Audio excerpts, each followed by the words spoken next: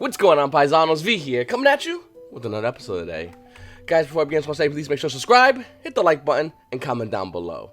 So what we have here is OTS Tournament Pack 11. Now, this isn't 100% confirmed that I know of. I'm going off information that was given to me. But this looks to be the Ultimate Rares, and I'll have the list of Super Rares from OTS Tournament Pack 11 coming up soon. Right now, one of the Ultimate Rares is Sky Striker Ace Kinda. Sky Strikers get another Ultimate Rare. Another one for Sky Strikers.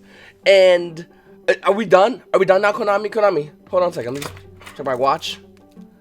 I think it's time that we're just done with Sky Striker Ultimate Rares. Like, we did it, Konami. You hit the well. It's dry now. Please do not make any more Sky Striker Ultimate Rares.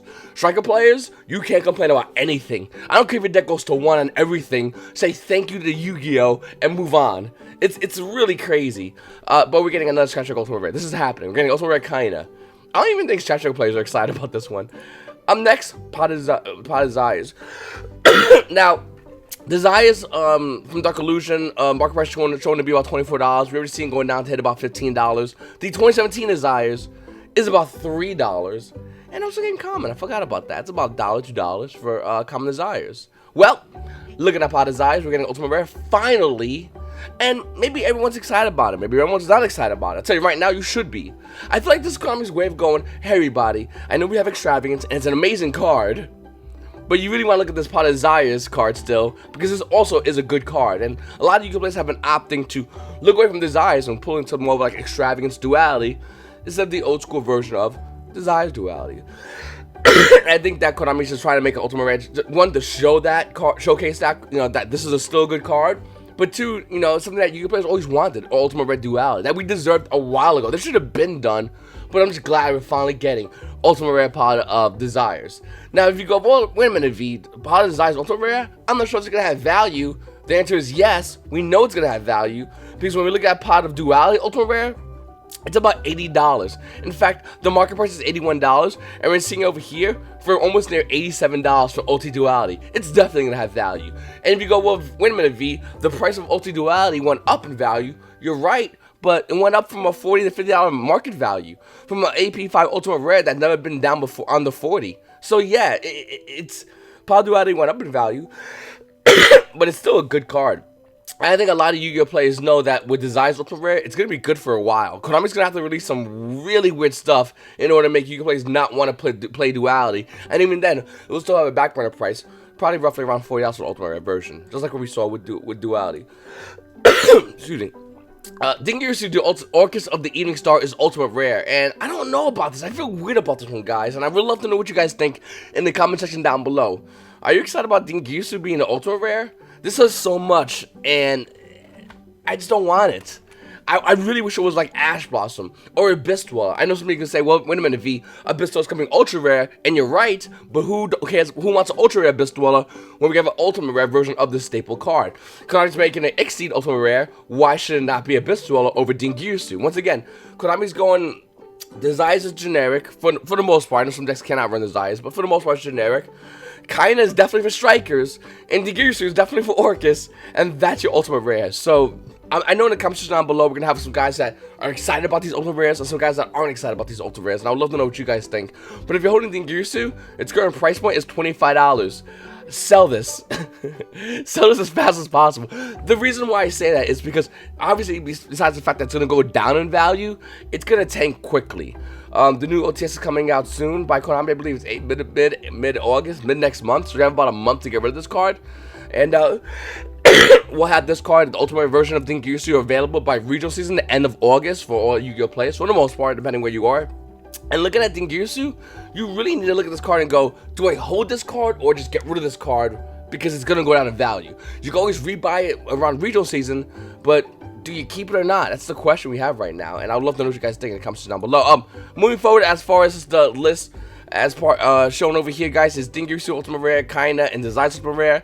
Super Rares, and I'll go over a couple of them, is Fortune Lady Light, Subterra Nemesis Archer, which I feel like they missed the beat. I'll get to that in a second. Ultigas Kinkuri. You know what, Konami? I've been so wrong about you. You guys just know how to take care of the guys' boys. I mean, yeah, we got personal spoofing super rare. Thank you for that. We got Kinkuri super rare. Thank you for that. We didn't get Ulti Multi. You gave us Kaina and Dingyusu. But you know what? Super Rare Kinkuri? Yeah, I think I'll take that. Sure. I mean, I ain't gonna lie, it's better than what some other players are getting. I mean, Thunder Dragon players are getting a loose Lupine, which I don't know if it's a bad or good card. Depending on the ban list hits, it could be a good card. Right now, bad card. It could be like those Salamangreat players. You get Super Rare Violet Chimera, which is, alright, pretty cool. But do you have a Super Kinkuri? I don't think so. Also looking at Orcus, you got Hard Power and Orcus Nightmare. We knew about Nightmare already as a super rare, but now we're getting Hard Power as a super rare, which is kind of cool. The only thing we're missing is what the Skeleton guy, I think, is the last one for Orcus. Orcus getting some some really weird support. Konami, you're gonna hit this deck, right? Like you're gonna hit this deck. And I know you're doing this, and everyone's getting excited and buy cards. Seriously, you're gonna hit this deck. Like, for real though, can you hit this deck? Why are you releasing 3 support cards for a deck that's insane? For a deck that can easily abuse cards like, I don't know, Rusty Bardiche? You know, that thing, which you're still better be banning. Why are you doing that? I don't understand it. Then we have Fortune Lady support. Like I said, Fortune Lady Light, we're seeing Fortune's Future, Fire and Water Commons, Future Visions, and Fortune's Futures are also money cards that most likely will be going down in value. But yeah, okay, I don't understand why Fortune Ladies. Are these just throwaway stuff or just like decor stuff? Because I'll build them as a decor, but I don't know if Fortune Ladies have the capability to become a meta deck. And then Super Rare Metaverse, which is kind of cool actually. It's actually a great Super Rare reprint. I really wish Konami, I feel like they missed a beat on one card still, and that's Call by the Grave. Now you could say, well, wait a minute, V, Konami can still make Call by the Grave in some future release, and you're not wrong, but the problem is, Call by the Grave should be on here. I'm about to show you guys the prices of Call by the Grave, and the prices for even the commons are disturbing, let alone the super rare version of the card. It's just not right, and I really wish Konami took on one of these cards. Let's say, for lack of brevity, Orcus Hard Parver, or maybe Orcus Nightmare, or Aloof Lupine. Realistically, it should be Fortune Lady Light, and made a super rare version of Call by the Grave. Another card that should be in here, we're seeing Subterra Nemesis Archer. But where's the field spell? Another card that should be in here, but I'll get to that in a second. For commons, we have Common Cyber Dragon, because you can never have any more of those. Boot Up Soldier, Dread Dynamo, I think came out in the Machine Revolt Structure deck. Fortune Fire and Water right there. Litter Removal, I don't think that needed to be in there. Future Visions, which I'm glad it's in there. Maria Greed is a comment, it's kind of weird for me, because Maria Greed already came out in a Konami exclusive pack, but now it's coming out as a common again. I think it came out in OTS 5 or Astral 5, one of those 5, I think it was one of those packs. But now we're seeing it here as a common. True Draco Heritage is a weird one for me, because even though I'm like, oh cool, True Draco Heritage, it's great, we already have the reprinted version. In fact, there's one True Draco monster, and I'll show you guys in a second, that should be on here, that would make True Draco's affordable meta kind of deck, and it'd be great if there was to be on here. And it would make sense to go with Pot Desires, because that deck could run if it really wanted to. Stronghold of the Moving Fortress, all out attack, Synchron Material, Iceborne, and 2 King's Return. Okay, so I said about Subterra Nemesis Archer, and I felt like this card, even though it's about $6 card, you can see over here in the market price, about $5 to $6 for Subterra Nemesis Archer, Konami still missed the Hidden City, which came out in Dark Illusion, so it's probably not going to be in the Megatons. Though I will say, Hidden City's market price is about $25, and we're seeing it already being listed for about $18 to $19. Lower than its $30 price point for Hidden City, but still, I just feel like this could have been, Konami could have been like, you know what? We're going to get you guys. Don't worry about it. Hidden Cities is just super rare. You still got to buy the Nemesis Archer, which is a one-of. So it's a $5 to $6 one-of. It might go up a little bit to $8 to $9, but nevertheless, that's not bad. As opposed to Hidden City, which is still like an $18 to $19 card. And then you got Yu-Gi-Oh players who just recently received the Ultra Rare Guru in Bowser Legends and now have Hidden City. It just puts Yu-Gi-Oh players in the seat to play Subterras. And, you know, some Yu-Gi-Oh players will like that, some might not. But I think that would have been the better setup for Konami to do. We also have Future Visions, another card that had a $9 market price, and we're seeing it roughly around 6s for Unlimiteds, first edition versus almost near $7 for Future Visions, and Fortune's Future, Ow Now Brow Cow. That came out in Stars Overdrive, is about $10.50, and we're seeing unlimited versions hit about 11. First edition versions hitting some really high price points, it's about, what is that? I'm bad at math, $14, $15. And now it's getting super reprint, which is great, because once again, the card came out in Stars Overdrive. Future Visions came out in Ancient Prophecy. I'm glad these cards are getting that reprint. Yeah, so True Draco Heritage is like $1. It came out in 2018 Megaton. Before the Megaton release, it did spike in value. But once again, like I said, it came out in 2018 Megatons. Went down in value. But Ignis should be the card. I mean, it kind of went down in value. It used to be 19. Now we're seeing it with a market price of $16. And First Versus holding roughly around $14. But Ignis should be the card. It should have been the reprint. It really should have been. I feel like Konami reprinted a lot of great 2 Draco stuff. And by putting Ignis in there, instead of any, the other 2 Draco cards, it would have made it a lot better for Yu-Gi-Oh! Players to have that option. To give Yu-Gi-Oh! Players the opportunity to play 2 Dracos instead of spending so much money for Ignis. And once again, a lot of Yu-Gi-Oh! Players that don't want to spend money in the meta, this would have been an amazing alternative. Konami could have made OTS 11 the alternative meta OTS pack. They could have easily done that. And even though it's not a bad OTS pack, by the way, I know some people will comment, this is horrible, fill in the blank of my deck. It really is a good OTS pack. We got Desires, which is a well-needed Ultimate Rare, and some other cards that are just great Super Rares. I really felt like Konami could have went like, you know what? We're going to make Ignis Heat, Super Rare Heat in this set. So now 2 Dracos are fully reprinted. And Yu-Gi-Oh! Players, for the most part, have to spend money on getting Card of the Demise. That's the only money card, but it was like a $5 card, so it would have given a lot easier access to Yu-Gi-Oh! Players to have that meta deck. And then you pull it back and you go, hey, by the way, Subterra players, I'm going to give you the Field Spell, so now you have the opportunity to play that meta deck. And, you know, once again, I will coincide with Battles of Legends, because we got Summon Limit in there as Ultra Rare reprint as well as Guru. So that would have been cool if they did that. It's not as bad, but you basically told Yu-Gi-Oh! Players, hey, you're gonna play a cheaper meta deck, no big deal, but you still gotta get banged in the secondary market for like 1 card, and then you can play your deck. That's what we're seeing here. And once again, I don't think it's bad, but I really feel like Konami had a better route. Depending, you know, of course, OTS 11, something they have to negotiate with like the OCG, but still would have been cool if they did that. So I was making fun of Luke's Lupine earlier, and I'm gonna be honest with you, I don't hate this card. In fact, I think that this card might see meta play even more so. Now that Konami kind of reintroduced this card to us, because it came out in Savage Strike, didn't see that much play. I think in the first weekend, maybe like 2 weeks, it saw meta play and then went away quickly. And I think with Thunder Dragons, they can easily use this card again. I would love to see Yu-Gi-Oh! Players going in and using Lupine, because I think it's a great card. I think that with the Super Rare versions, I think we might see Yu-Gi-Oh! Players starting to pick this deck up and try this card out. And then we have OTS Tournament Pack 10, the previous OTS pack. So what's that going to do to the price points? See, that's the question you guys might be asking me right now. V, what's going to happen to OTS 11 price points? Well, I think Galatea might maintain, it's definitely going to maintain its price point. It's not going to drop. Unless the ban it just hammers it, which will make OTS 11 look really silly, which I don't think that's going to happen. I don't think that's going to happen, okay? So I don't think the price is going to drop, is what I'm trying to say. With that said, Yu-Gi-Oh! Players that are looking to play Orcus with Dingiryu might see Galatea being a little bit more money, being the fact that was the previous OTS pack. With that said, Galatea can go higher. Can easily go higher to about 30 to 40, 40, maybe even $50 for Ulti Galatea.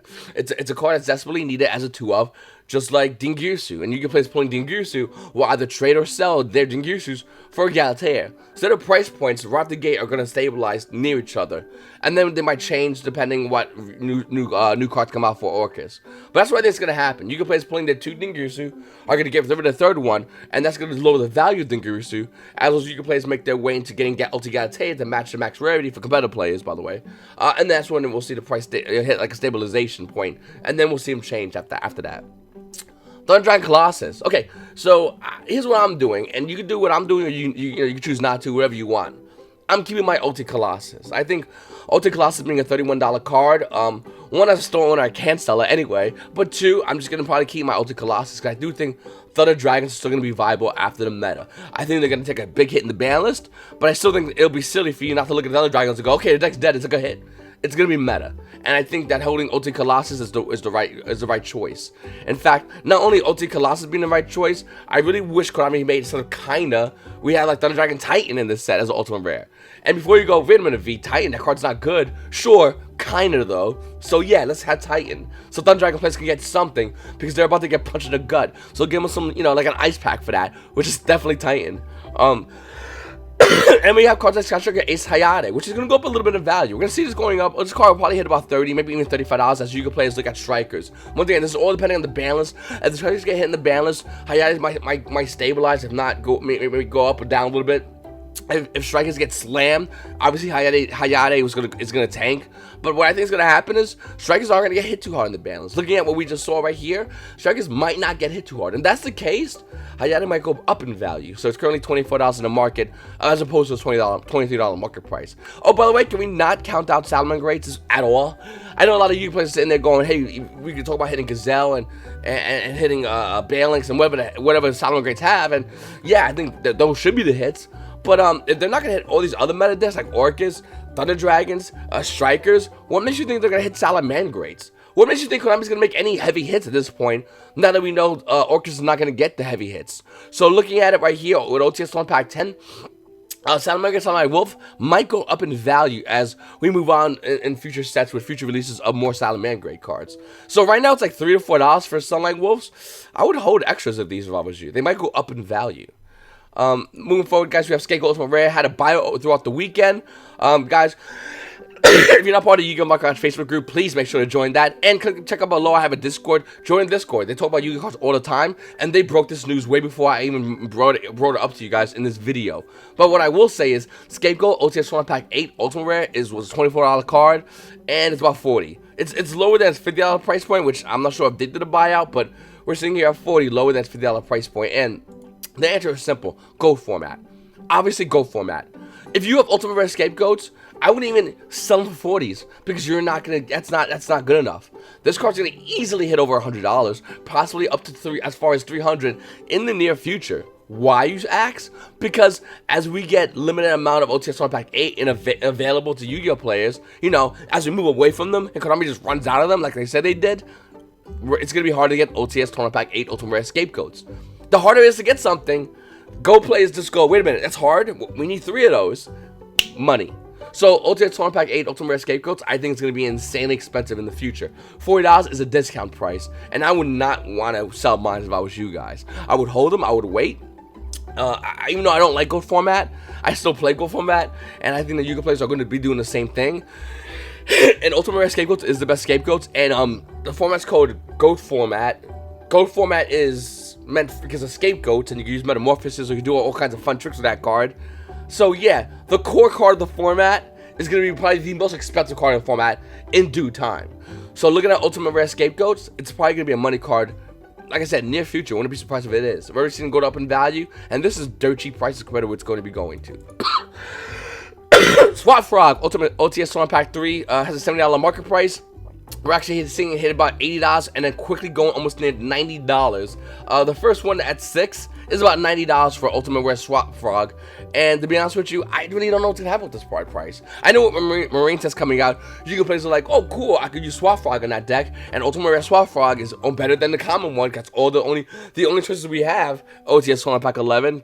I guess we're getting Swap Frog and Super Rare and OTS 1 Pack 12. Anyway, looking at this card, I think it's fair to say that it's going to go up and probably be hard to put that back down, being the fact that I came out on OTS 1 Pack 3. And since that's the case, we're going to see this card maintain a high value for a good amount of time until we get a reprinted version. And then with the reprinted version, this is still going to be the highest version, obviously. So it'll still maintain a high price point.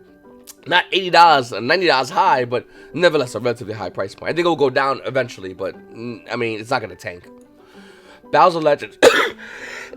By the way, I just want to say I have a little bit of a code still. It's almost gone. I still want to talk about my videos. I just cough every now and then. No big deal. If you don't like it, hit the subscribe button. That'll show me. Anyway, looking at Battles of Legends, Life's Revenge. I want to talk about the other Battles of Legends stuff before I get to the main one that released this weekend.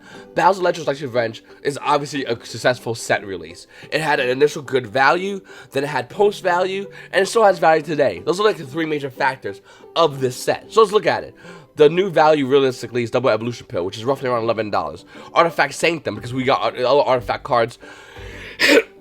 A lot of artifact cards releasing the new Battles of Legends instead of Sanctum, so Sanctum's going up in value like I said it was going to do. The market price is $9, and it's actually going to be about hitting $10 soon for Artifact Sanctum.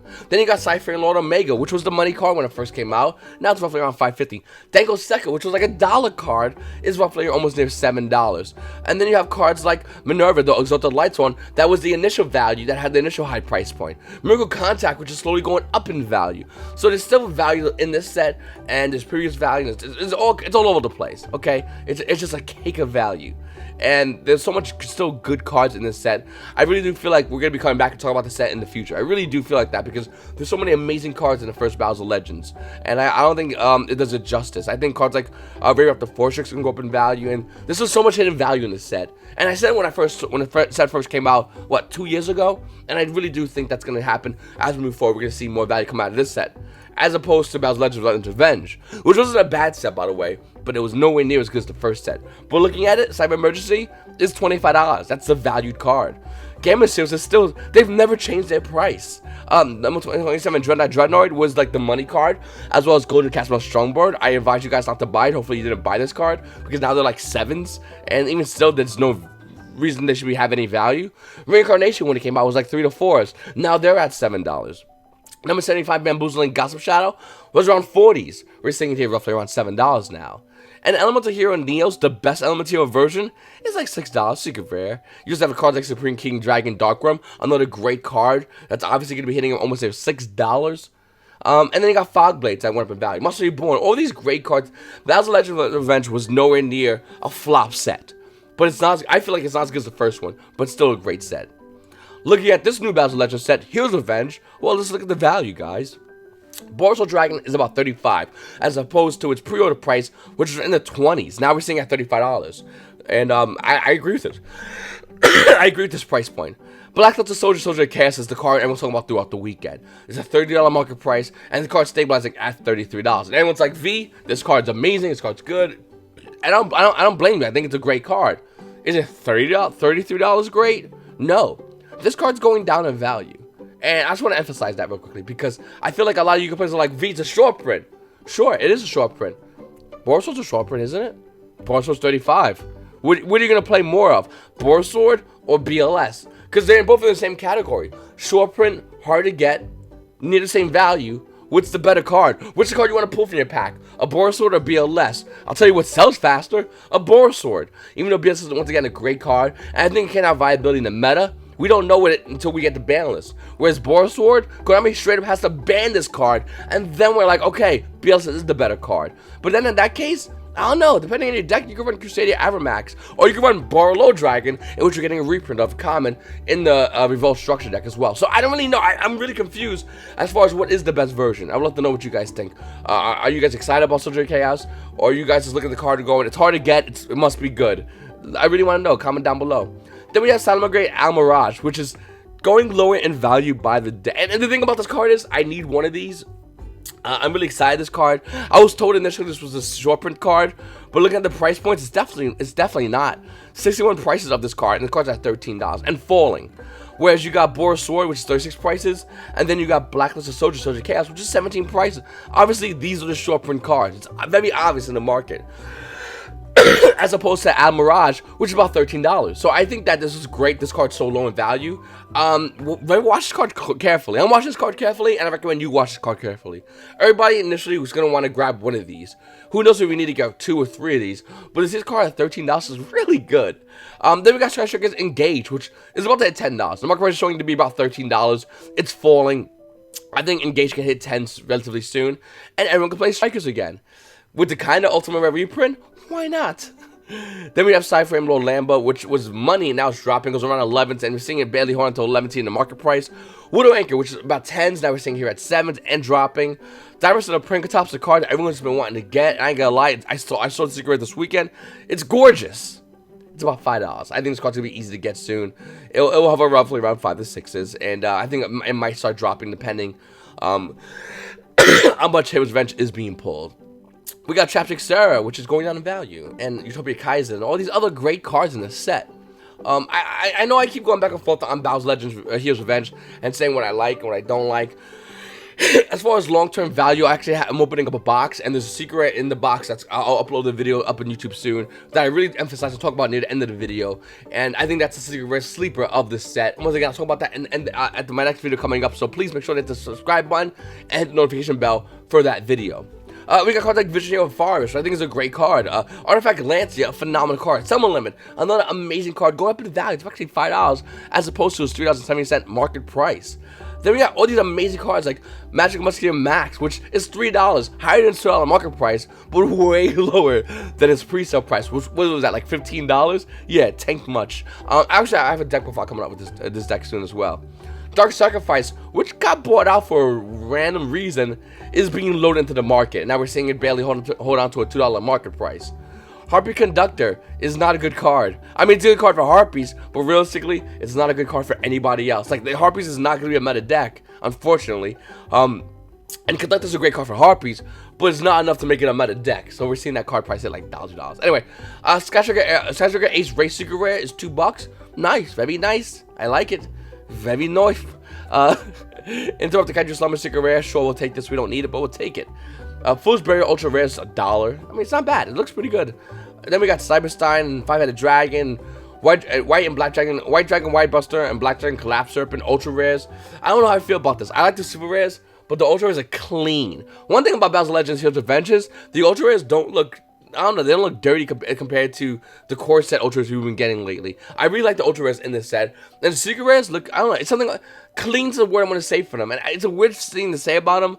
But like, if you crack these packs, if you look at these cards, you know exactly what I'm saying. It's just like Konami when they printed the card, they had like a little like a little brush and they went, huh, there we go, and they kissed it and they threw it in the pack. Something about them looks really nice. Anyway, Visionary of Violence comes out in Secret Rare. It looks alright, I guess. Elemental Shrouds looks very nice in this set as well, which gives more credence to Shrouds coming off the ban list, even more so than its current limited state.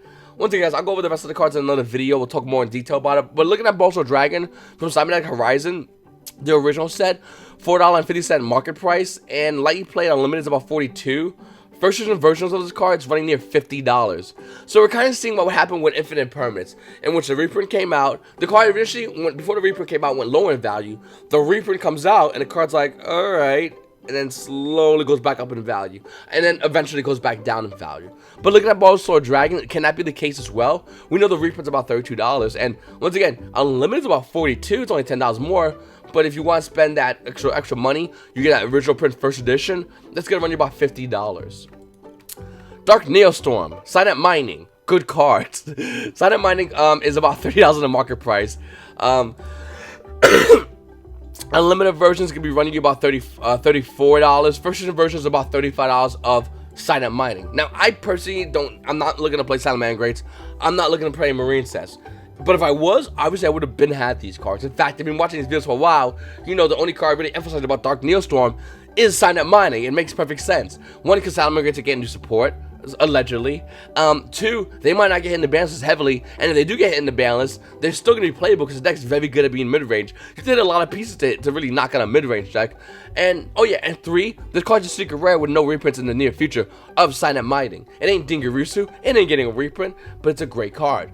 With that said, I think that this card's going to go higher in value. We're seeing on the bottom of the page with the first wall at 10, holding a price point of around $40 for Silent Mining. One thing I feel like with Dark Neostorm, I feel like Konami really somehow messed up with Dark. I don't really know the whole story or if they did or didn't.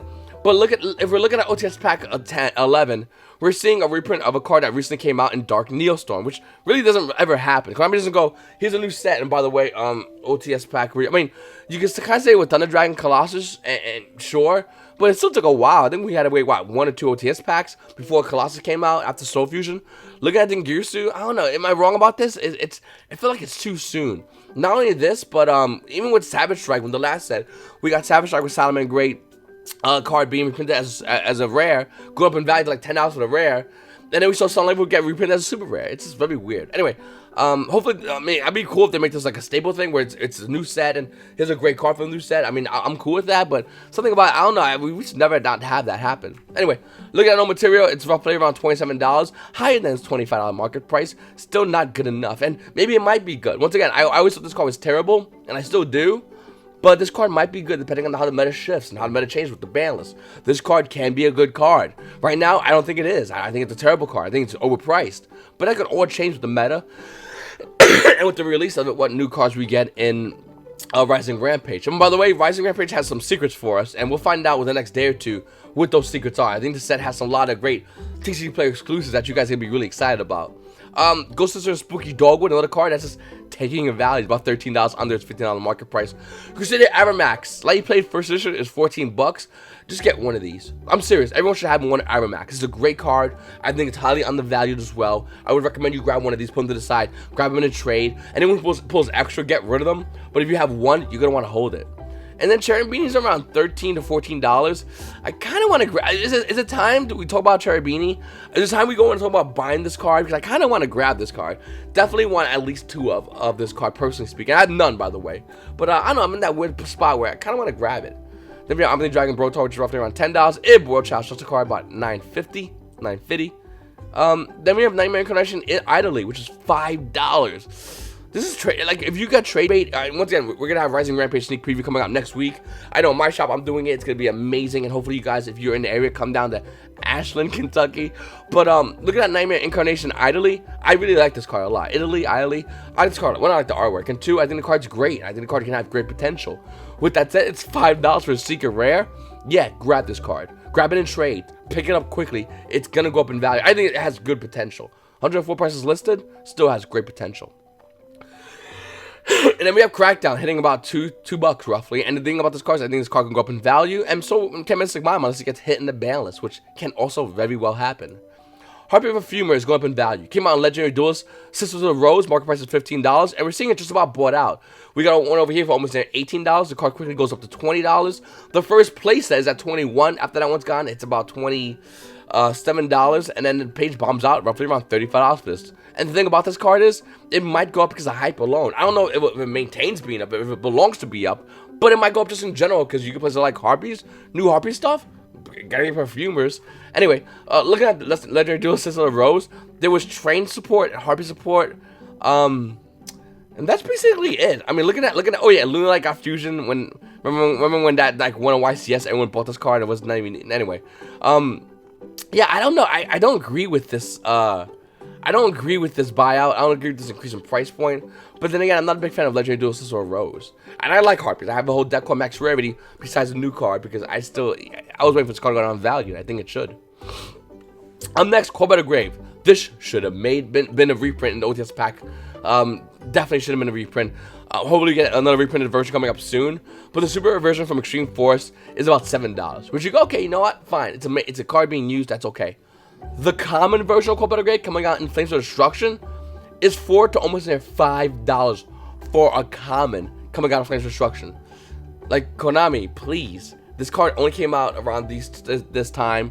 This is almost around a year ago. Seriously, give us a reprint version of Cold Battle Grave. We need this.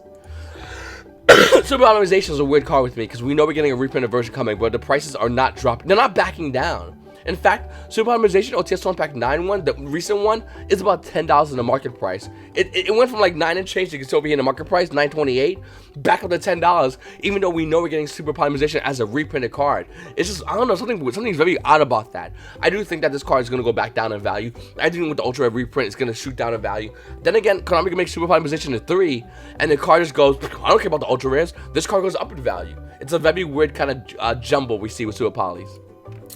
Ultimate Predator Speed Duel deck is something that's coming out next month, in about 2 weeks actually. It comes out 8/2/2019. So, listen, I know some of you guys might not be huge in Speed Duels, and you're watching the video going, V, I don't care. But you really should, because Speed Duel decks like these always have some really good reprints. We got Mimic as a reprint in the last Speed Duel deck. We got a couple of other great reprints as well. And I'm really excited to know what's the full set list of this. And even though if you're not into Speed Duels, you really should care as well, because they got reprinted cards. Now, obviously, we got dinosaurs and insects, and for the most part, some of you get players like dinosaurs, not many like insects.